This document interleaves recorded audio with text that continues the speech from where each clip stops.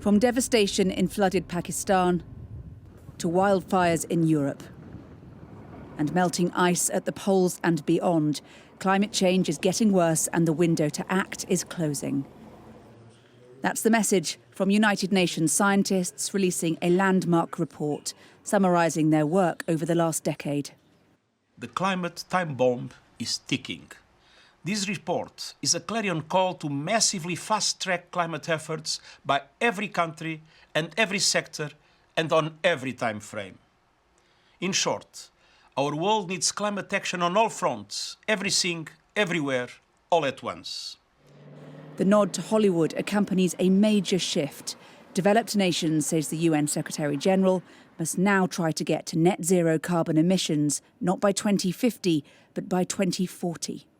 We have seen rich countries going backwards on their climate policy.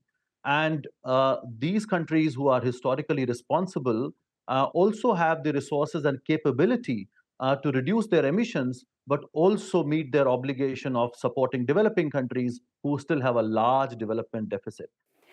The synthesis report highlights why so much more action is needed.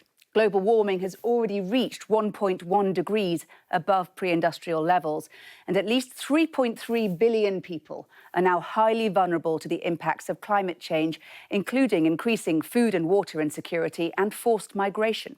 And we are experiencing increasingly severe weather events, as well as damage to nature, economies and human health.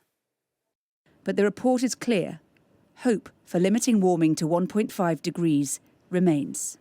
Every government of this world, national and subnational, every CEO of this world, we know what to do, we have the knowledge and technology, but we need to implement them to get to net zero quickly. At its core, that means rapidly ditching fossil fuels. But this is proving difficult. The UK just one of many countries still approving new oil and gas projects. An example of the challenge of tackling climate change and why, without better efforts, globally agreed targets may be slipping out of reach. Hannah Thomas-Peter, Sky News.